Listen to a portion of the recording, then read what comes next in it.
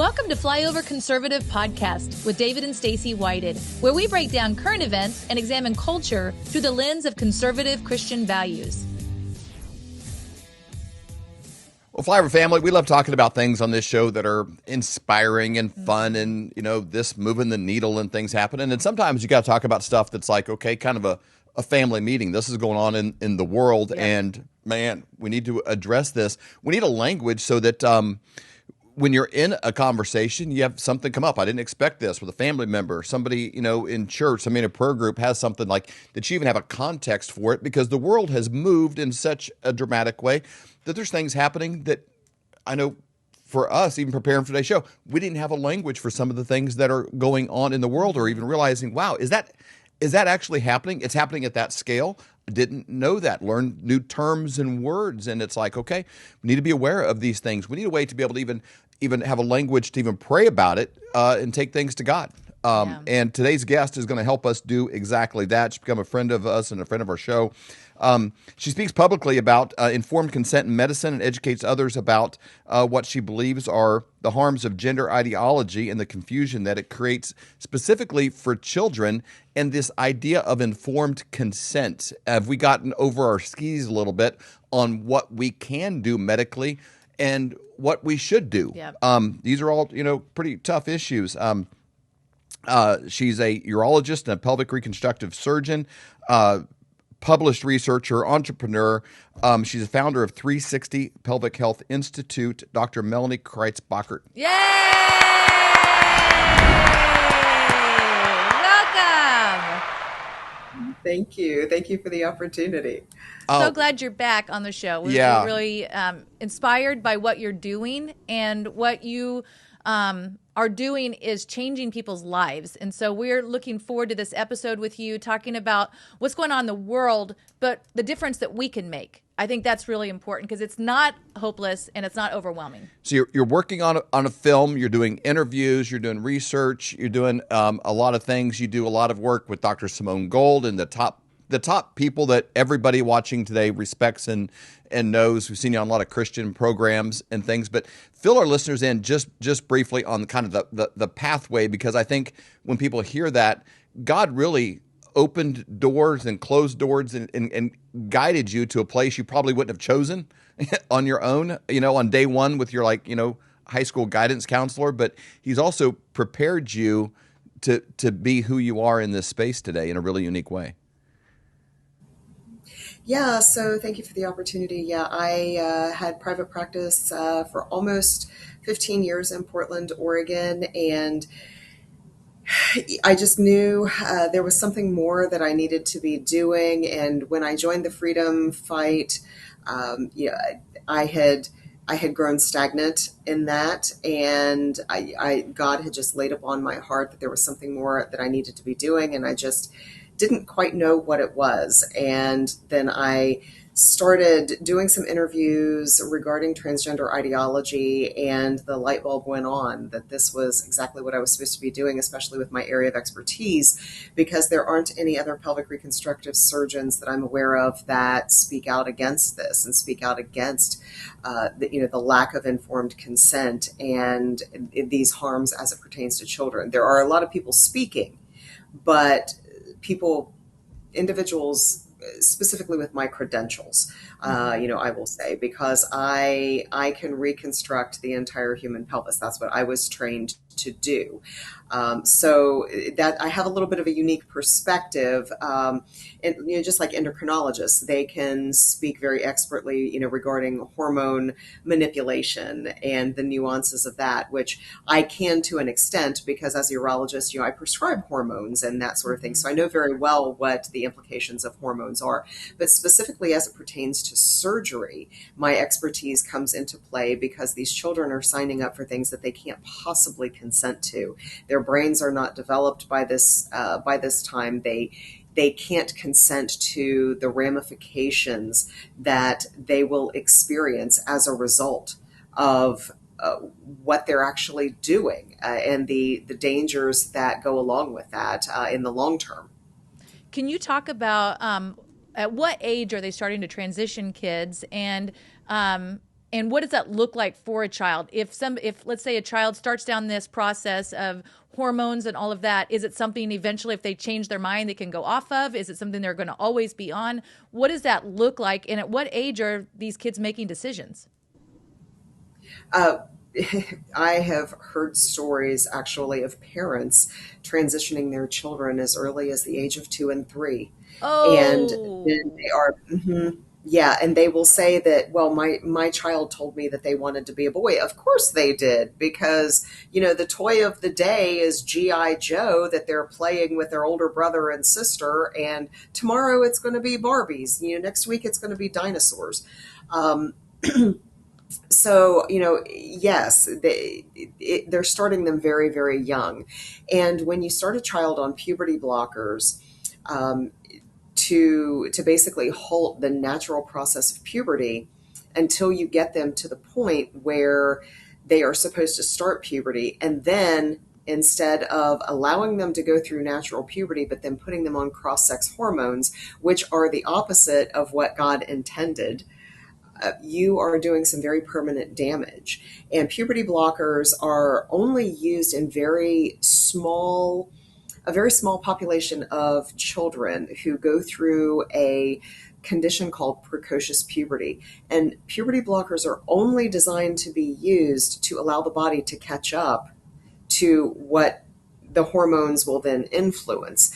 So basically, when a child goes through precocious puberty, their bodies are being subjected to hormones prematurely before their bones and their joints and their brain development are ready for it. So puberty blockers are designed to actually just halt that just for a short period of time to allow their physical body to catch up to what the hormonal influence will then take over.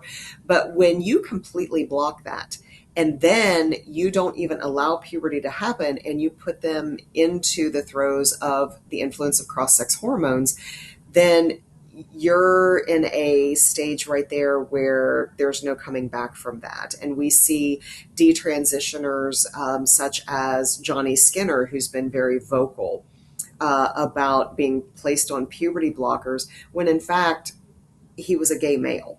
He wasn't a girl at all.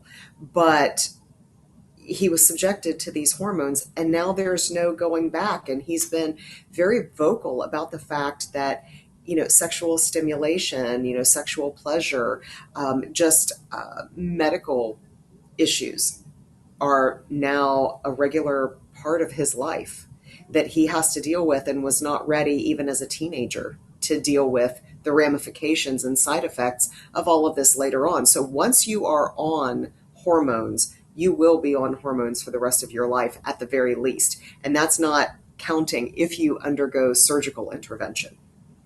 Wow. Whenever you see something happening, you're always kind of like, okay, what's the cause or the reason, for this, and I'm just going to say, just like me processing this, it seems like a little bit of a mental health crisis that we're not addressing properly, either for the children or for these parents that are walking, them through that. And at the same time, it's a perfect storm mixed with what appears to be just my naive deal here. I was looking up some of the numbers. It's around, they're guessing between $2 to $5 billion a year on surgeries and then the ongoing medication. So it looks like, an opportunistic money grab by the medical institution. These are numbers that are close to like what, NHL generates as a pro sports league. I mean, it's those kind of numbers that one kind of feeds the other in a loop is how it appears to me. Correct. That is correct. Because once you are on that treadmill, if you go through the entire process of hormones and surgeries, and you partake in this throughout a lifetime, a patient is worth up to $4 million over a lifetime. Wow. So those numbers are staggering. I mean, they are really staggering. And each individual, once you start down the road of surgery, each individual has an average of 2.6 surgeries associated with a gender transition. And I know individuals that have had more than 10 surgeries. I mean, I personally know of individuals that have had more than 10 surgeries because you have, one situation, most people just think of cosmetics, breast surgery or facial feminization surgery, getting your Adam's apple shaped. Well, yes, those are surgeries, but we're talking about mutilating and actually reconfiguring the genitals. That's a big surgery. That is a very big surgery, and that is riddled with complications that nobody wants to talk about. And, as recently as this week in the court system, WPATH, which is the organization that touts that they've set the guidelines for gender affirming care, admitted in court this week that it was all based on experimental medicine, that it was all hogwash. And if anybody has ever heard Dr. Levine talk about this, he was one of the original members of WPATH, and he talks about the fact that there were 5 or 6 individuals just sitting around a table, and they had absolutely no idea what they were writing, that it was stuff that sounded good. I mean, for, oversimplification, but he admits that, he has since, he knew immediately that this was not good. And so he's part of our camp, in that, but he admits that when he was part of this organization, that it was just based on opinion. It was not anything that had any robust medical evidence behind it. Question for you, Dr. Melanie. With this gender dysphoria, what have they found that if kids just if we just let it kind of move through, when they get through puberty, what percentage of the kids actually kind of come through this and they're like, okay, I'm actually a female or I'm a male? They are no longer dealing with that. More than 80% of kids, if you let them go through natural puberty, they will desist. If you take no intervention whatsoever, no hormones, no surgeries, and you just support them through puberty, more than 80% of children will desist. Now, they may identify as gay, but they won't identify as transgender. And that's just if you let the natural God-given puberty happen. Certainly homosexuality is not a path that we would want an individual to go down. But the point is, we're not shoving them down a road of gender affirming care, because they will desist from that ideology and from that notion. And more kids are, let's say they are going through this process. I don't know what the percentage is, but we're hearing a lot more that are saying, hey, I messed up. They went through maybe the hormone thing. They've gone through surgeries, and now they're like, whoa, okay, it's in courts now. What are you seeing with that? And do you think that this will be turned around? Because there was so many years of, hey, parents can't say anything. Do you want your kid to die? Do you want them to commit suicide? All of this. But tremendous fear tactics. Yeah. But we're really now seeing a lot of people that are coming out and saying, no, this was wrong. The kids are saying it themselves. Yes, that is true. And we have seen as early as back in January, the Foxvarian case out of New York, out of White Plains, New York, where both the plastic surgeon and the mental health professional were held accountable. That was a $2 million verdict. We just saw in Oregon, Camille Keifel, that sued her therapist. That is something that we're seeing happen more and more. There are detransitioners that are fighting for statute of limitations because the courts are saying, well, you've passed the statute of limitations. So they're trying to overcome that hiccup, because how do you set a statute of limitations in a situation where an individual doesn't know what they are signing up for? When does that statute of limitations start? So that's the hurdle that's trying to be overcome right now. But we are seeing some of these things happen.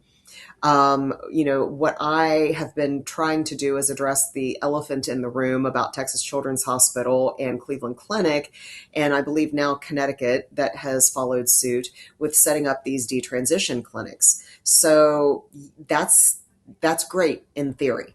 But what individuals are not considering is that you are taking these facilities that took these children down this road to begin with, which was completely experimental medicine.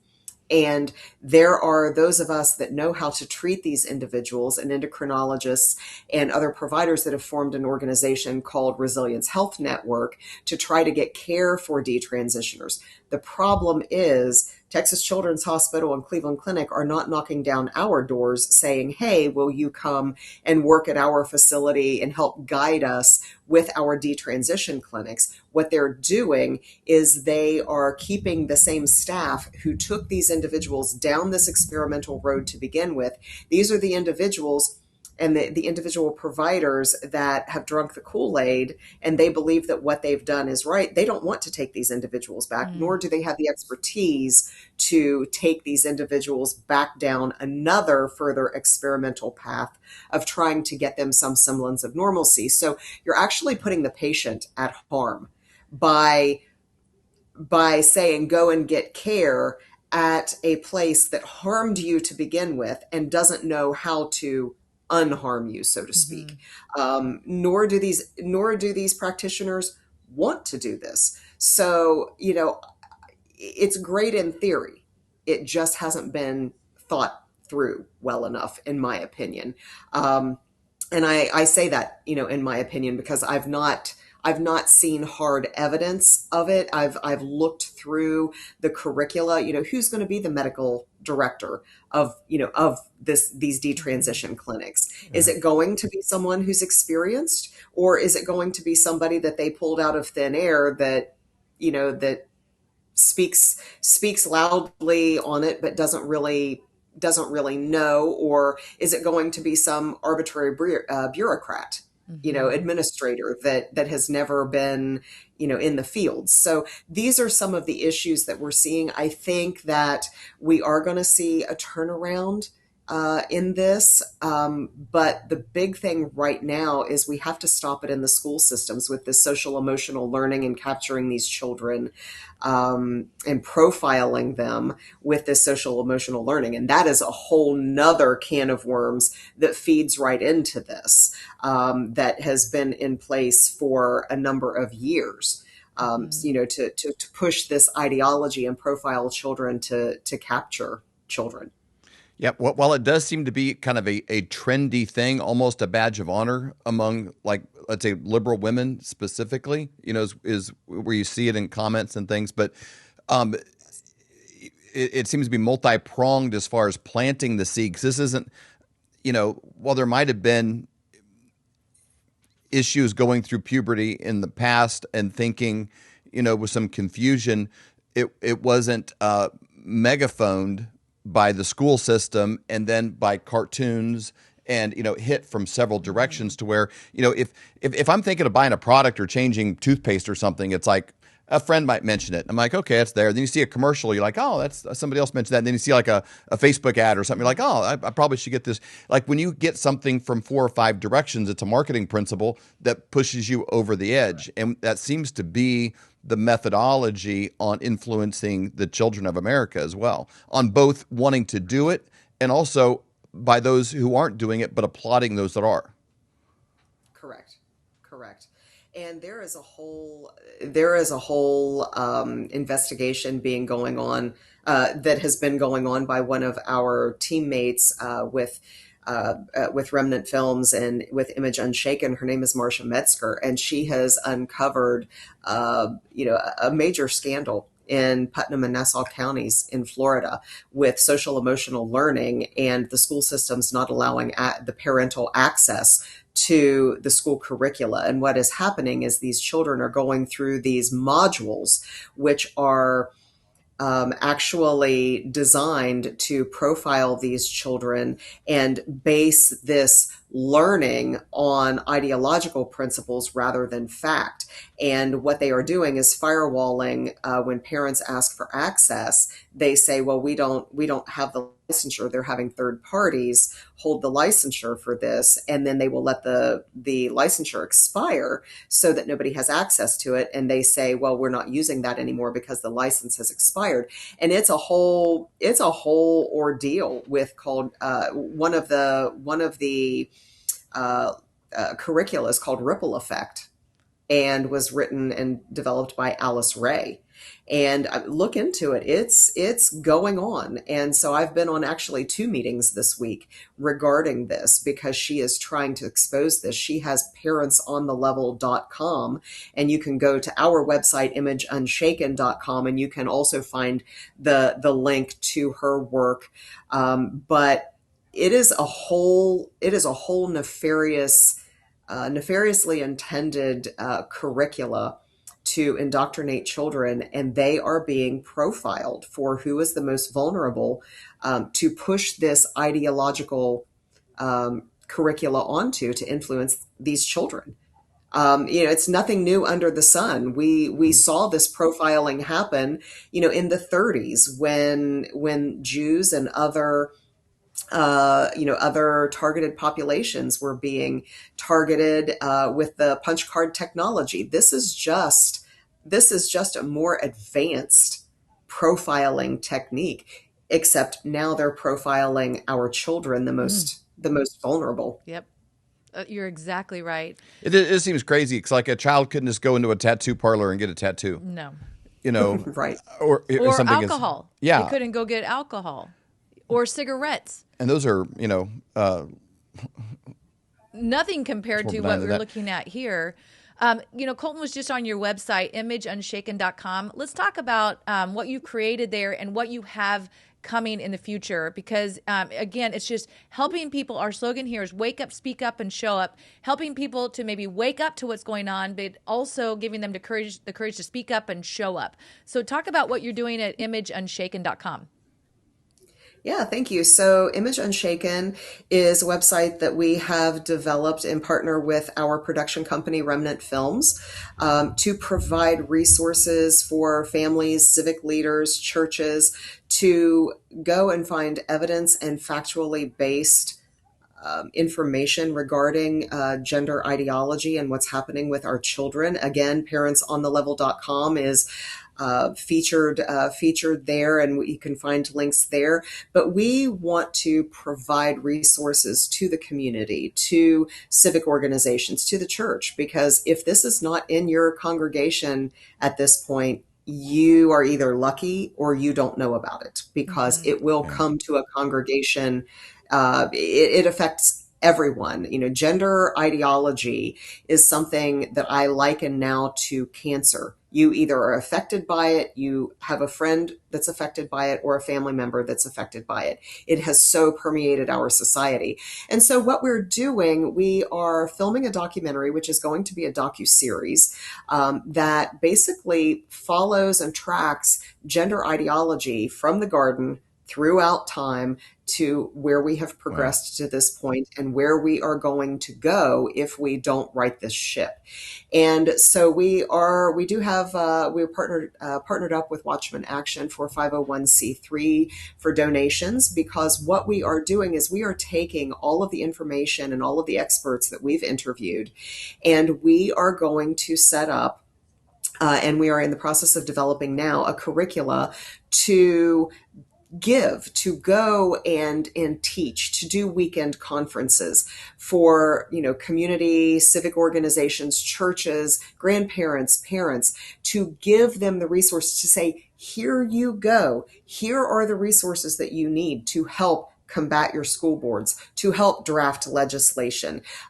Here's what you need for pastoral care, so pastors can come to us. We do have pastoral experts and biblical theologians that can help prepare pastors to handle these situations in their congregations. So every penny of our donations are being used to help develop this curricula so that parents and grandparents will be more equipped, pastors will be more equipped, the general population. If you are just a concerned citizen and you want to help combat this, then we want to give you the resources to do so, because this is such an epidemic. And, as Ephesians says, we are not fighting flesh and blood, but principalities and powers. And that is exactly what this is. This is a fight, a literal fight of the supernatural powers for the souls of our children. And if we don't do something now, if not us, then who?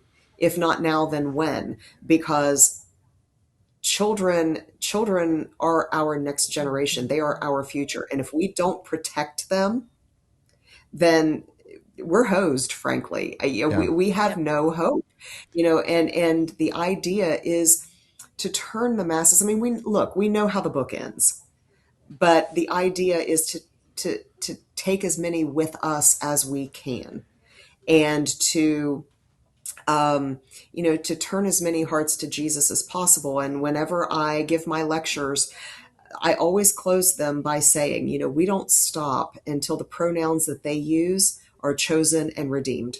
Woo. That is powerful. And this is it's an intimidating topic, and without like the language of it, it's easy, for all of those categories, churches and family members and aunts and uncles and grandparents to stay out of the conversation because it's intimidating. We've been married 33 years. We have a small gaggle of grandkids now. I couldn't explain everything that would happen with their gynecologist. I'm like, I'm not even sure how all this stuff works. Your pelvic floor, reconstructive surgeon. We had a discussion before, and I'm like, do men have pelvic floors too, or just women? I was like, man, I'm like, oblivious on a lot of these things. And so it's easy to kind of put your head in the sand, like, well, I don't know, I'm going to stay out of it. But we do know we are beautifully and wonderfully made in God's image. And the more that we can support people to follow that path, to find Him and find themselves in Him, the better. I've heard you list some other great resources. We're going to put those links down below. We've heard you mention conservativecounselors.com. For those that are looking for additional resources, there's also a link to Association for Mental Health Professionals.org and do no harm medicine.org. We're going to put those links down below. You've referenced them as being places that people can turn.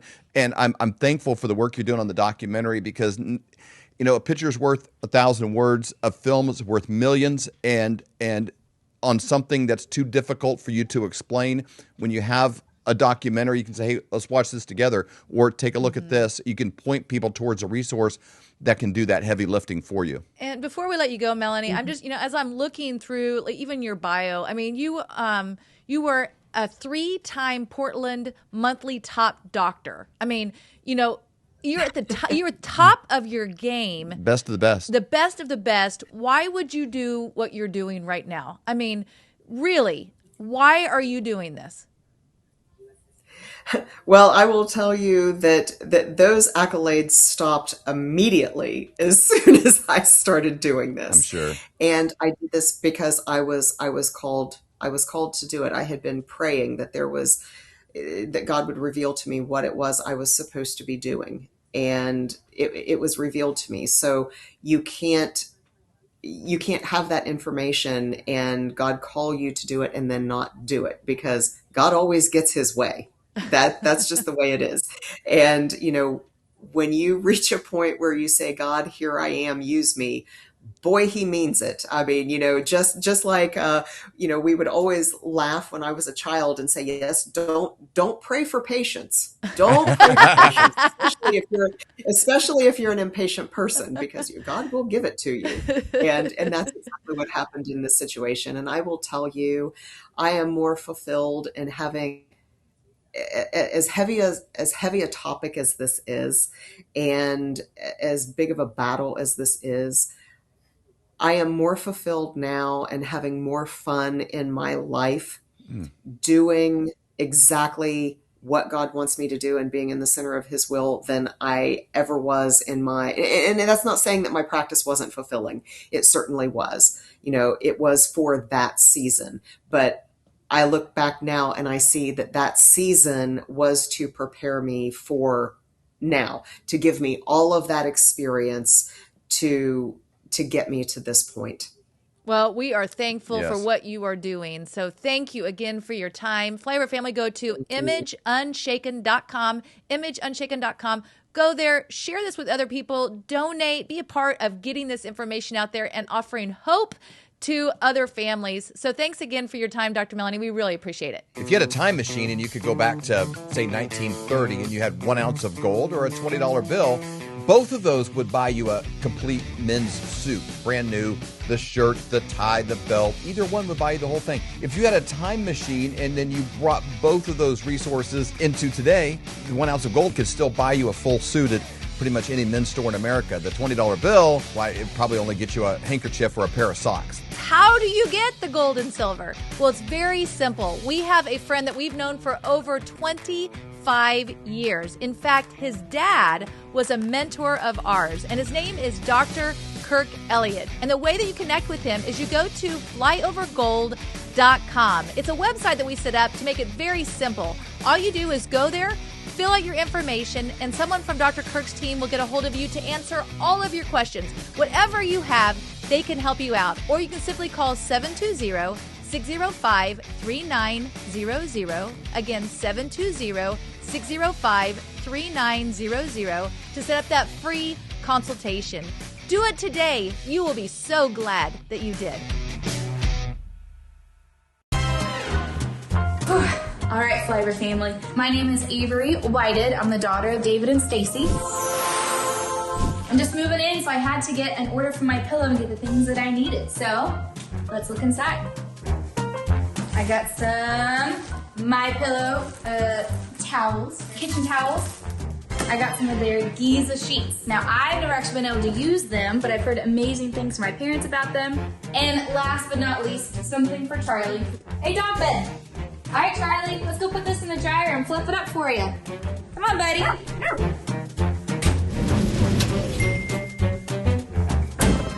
Nice and warm and fluffy. Perfect for my little guy. Come here, Charlie. All right, if you want to get your own products, go to mypillow.com and use promo code FLYOVER to save up to 66% off.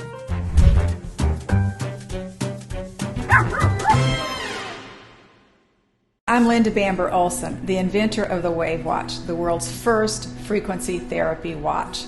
It features over 1,100 targeted frequencies. These sounds are acoustical and they move through your body. You don't necessarily have to hear it. So that's why we have so many testimonies for ADD and ADHD, emotions, headaches, joints, and so many more.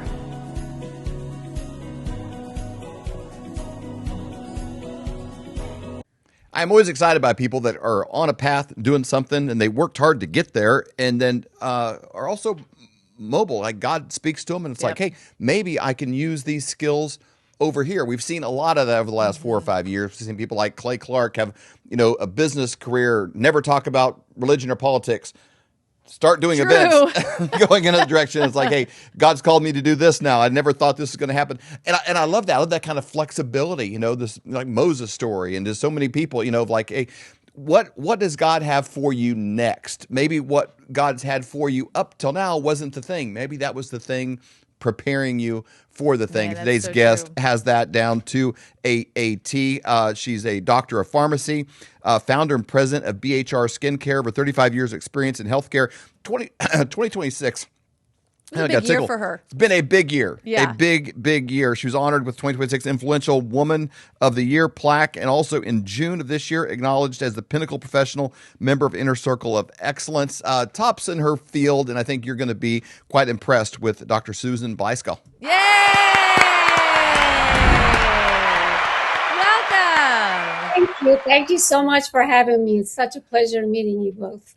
We love entrepreneurs. Yes. We love people that are doing things. I love people with interesting stories because they're inspiring. I'm always quite convinced that almost everyone you meet has another thing in them. Mm-hmm. And it might be they're going to start teaching a class, or maybe somebody who went through a divorce or something. It's like, oh, that was and like, hey, maybe I can help other people, and like everything can be repurposed and reused. And there's so much more that we just kind of leave laying around. A lot of the scraps. One of my favorite stories in the world is the guy that invented the particle board. it was from the scraps from the lumber they were cutting from other things. It was like something they were trying to get rid of, and they then turned that into inventing particle board, which we wouldn't even have IKEA, if it wasn't for that. True.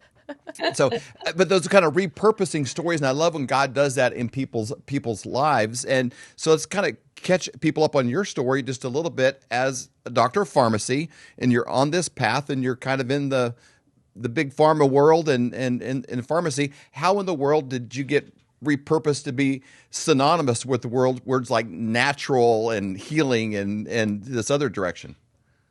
Well, I've always been in healthcare, right? Because of my profession. Ever since I was in high school, I always wanted to go into medicine or, pharmacy or something in the medical field and healthcare field. So that was always my strength. And when I started working as a pharmacist, going out in the world, into a few years into my pharmacy profession, I was pregnant at the time. I felt like I needed to create something that would be nice and healing for myself on my skin that I can use throughout pregnancy. So I formulated a cream I called it Healing Remedy. And I used it on myself, and it worked so well that I gave it to all of my friends and relatives at the time that were through the same phase. And people were telling me you need to get the patent for this, and you need to take it out to production.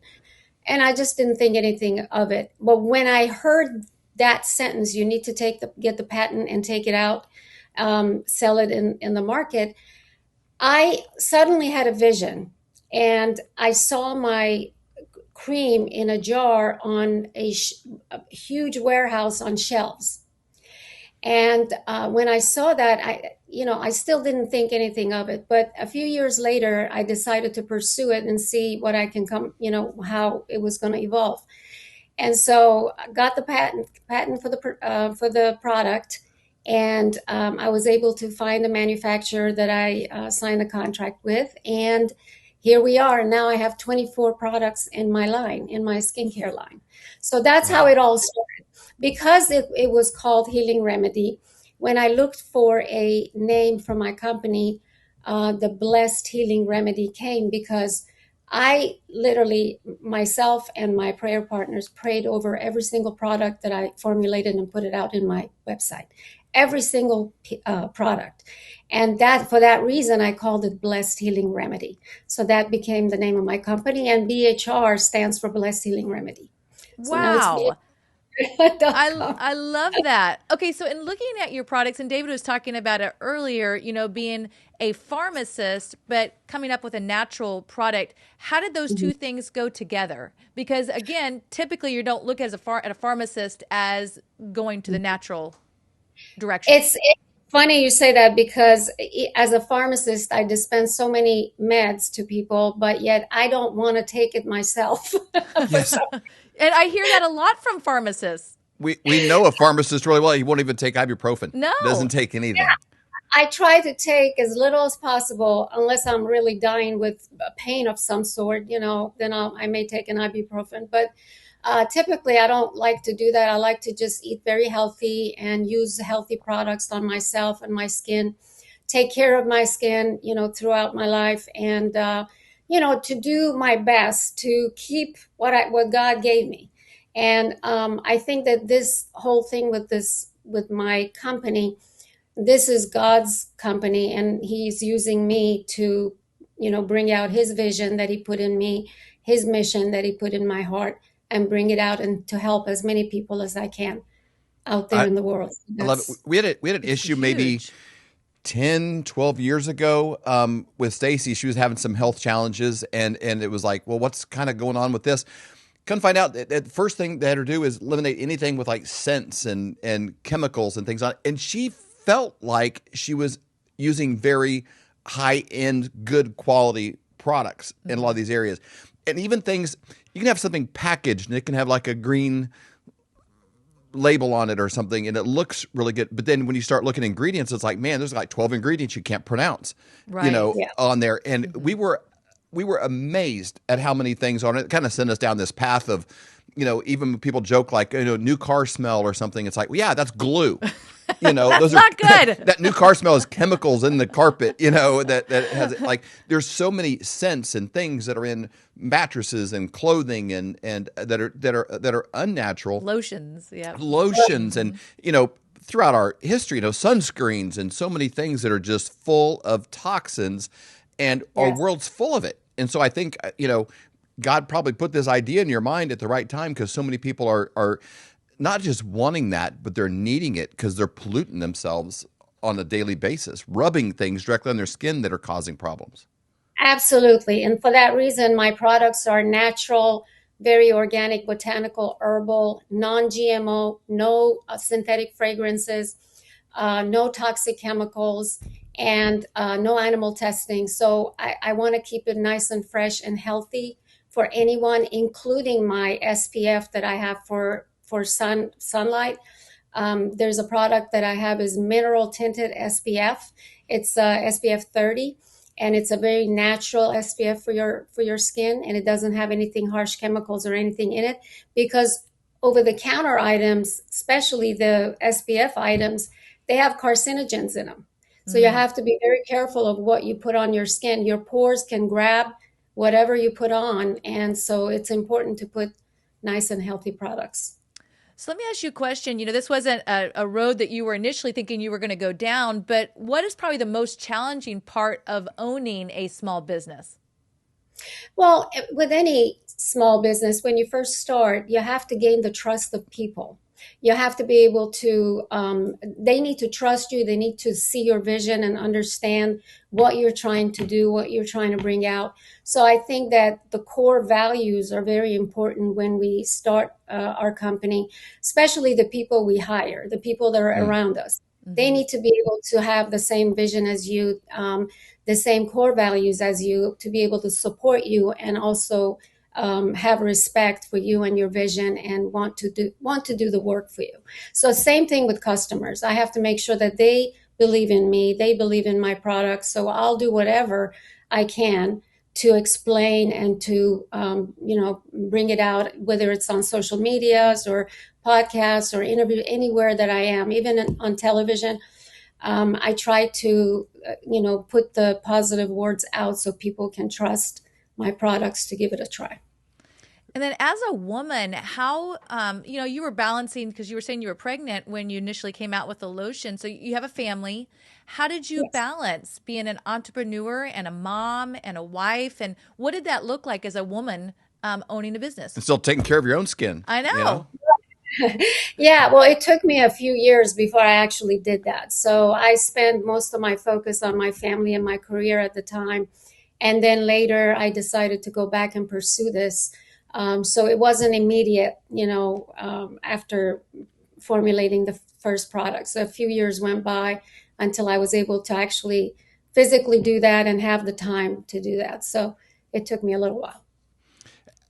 We're in a really competitive marketplace today, where, people can have their stuff on the door tomorrow from Amazon. You can go to Walmart and buy cheap things. You can get, Temu-like stuff from so many places. How do you kind of maintain that balance, when you're dealing with customers on price and a quality that you would want your name attached to, and, competing with so many, vendors in a very global, competitive base? Yeah, it definitely is a very competitive world out there when it comes to especially small business, skincare companies. I think that your products should, sell itself because of what you believe and what you put in them, and how I'm trying to keep everything natural. I think more and more globally, people are motivated to try more natural products and stay away some of the toxins and chemicals that are out there in the products that you find over the counter. So I think that has an advantage over some of the other products out there. So I try to make sure that, the products stay very healthy and natural for everyone, so that people won't have any kind of irritation or issues with their skin. And by the way, my products are good for any type of skin, any age, as long as you're above 18, I usually want to consider it for adults, because below 18, they're considered children. So I go with the age of 18 and up. And so if you have any kind of skin issues, such as rosacea, eczema, anything like that, I have products for that. Calming serum, soothing cleanser, and aloe mask is perfect for that type of skin. If you have dry skin, if you are aging skin, I've got anti-aging line that I recommend for anyone above the age of 40 to try. And then I have other products for body that, you need more moisturizing, or the shower gel is not an actual soap. It's a cleanser that cleans your body, but it maintains the skin hydrated and moisturized. And so every single product is all naturally based to take care of. Now, I've heard you talk about that you look at skincare as healthcare. Can you talk about that and why those two would be synonymous? Well, I mean, your skin is part of your health. So you have to take care of your health, whether it's internal, whether it's external. If you have a skin issue, you go see a doctor for your skin, dermatologist. So I think they're all related to healthcare. And since my profession, I've always been in healthcare, I kind of relate both, parts together, because you got to take care of your health. You got to take care of your skin. So it's all considered your health care. Now, I'll be vulnerable here. Are your products, are they just for women, or, I'm kind of getting this thing, we're in our 50s, we're married 33 years now. And I don't want to be just with Stacy and they'll be like, oh, well, he must be rich. How did he get her? Whatever. Why is she with him? I got to compete. And look like I belong with her. Do you have things, for men as well? And is it still manly if you take care of your skin? I don't know if John Wayne, Clint Eastwood took care of their. I don't think Clint Eastwood took care of his skin. Absolutely, my products are both for men and women.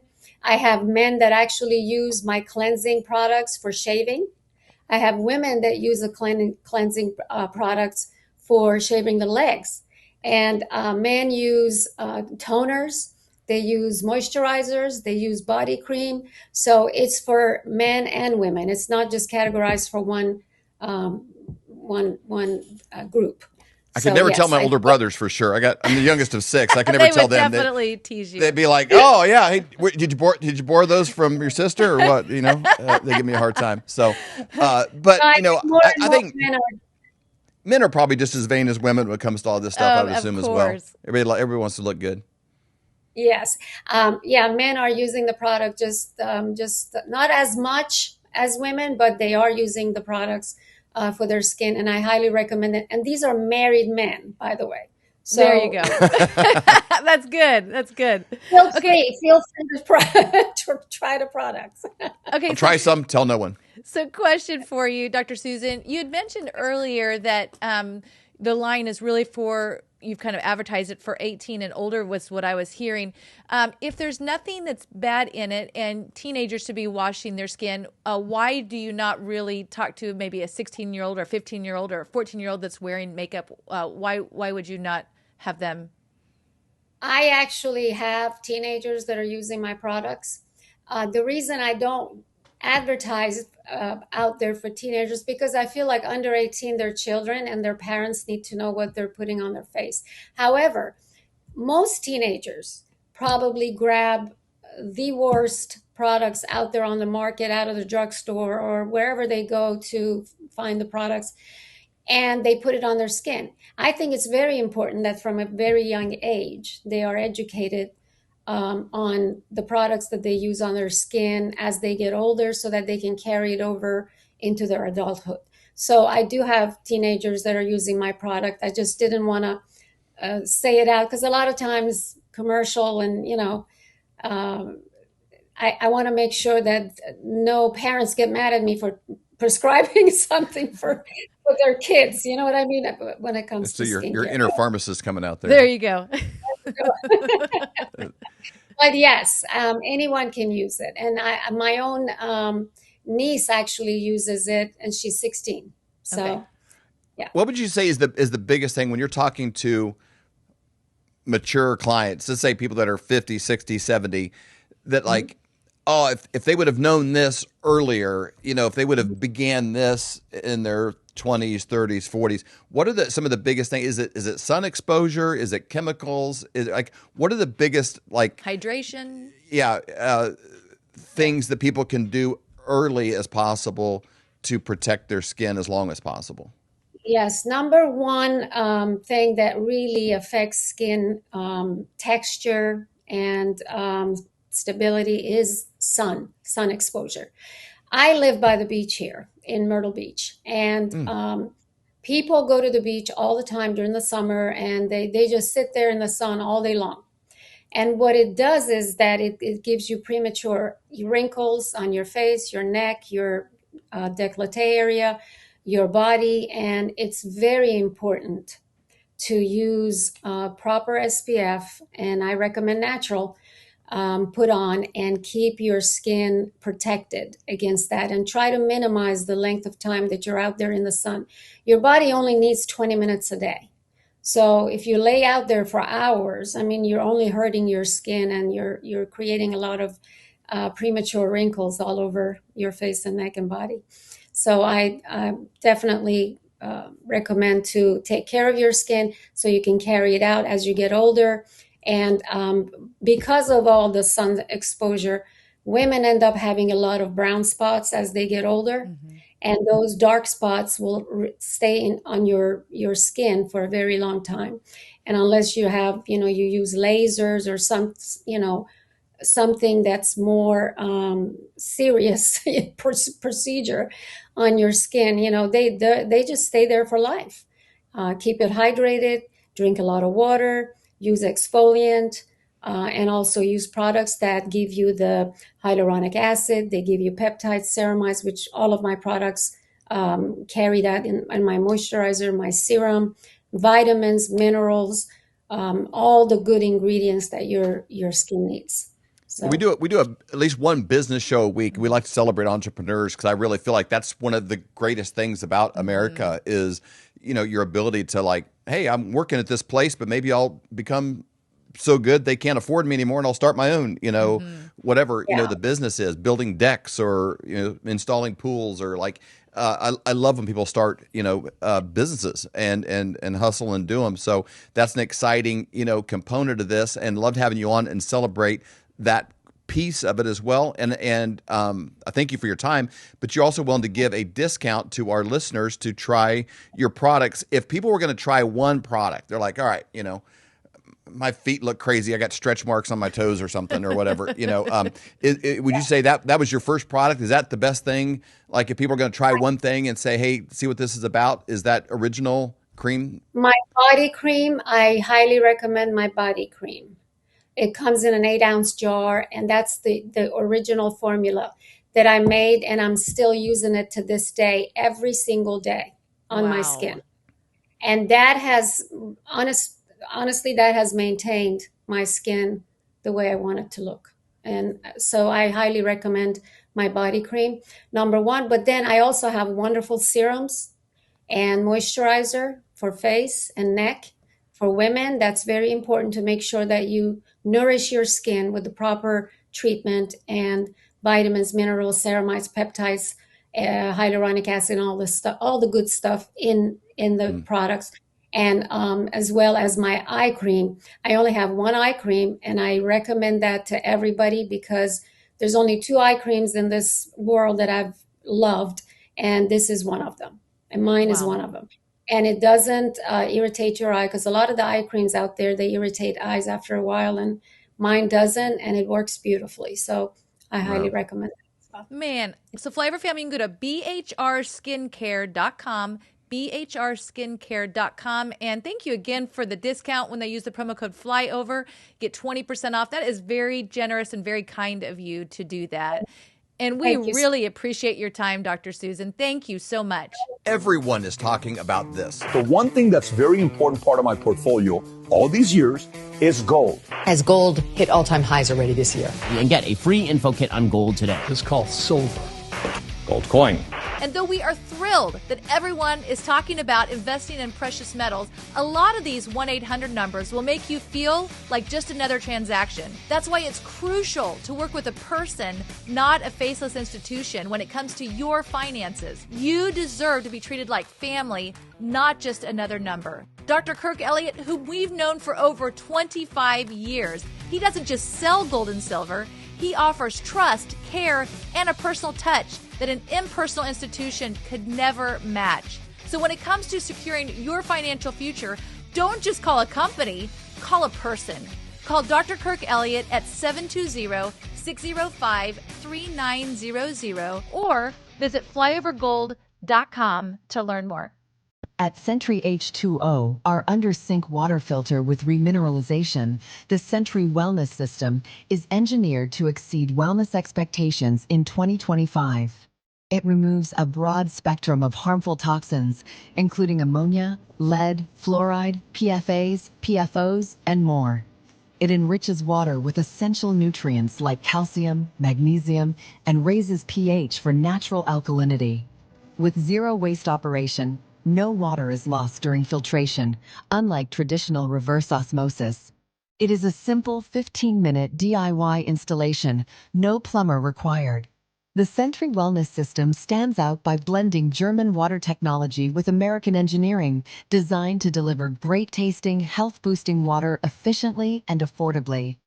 Learn more at SentryH2O.com.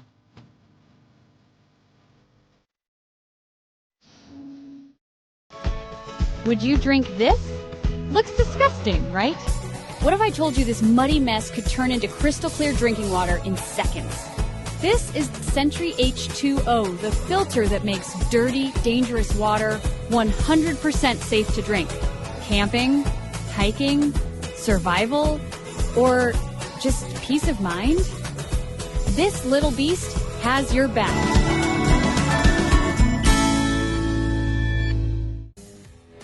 We hope you've enjoyed this episode of the Flyover Conservatives podcast with David and Stacy Whited. Please subscribe, hit the notification bell, and leave us a comment below. Lastly, if you enjoyed today's podcast, share with those who came to mind. Be blessed and make it a great day.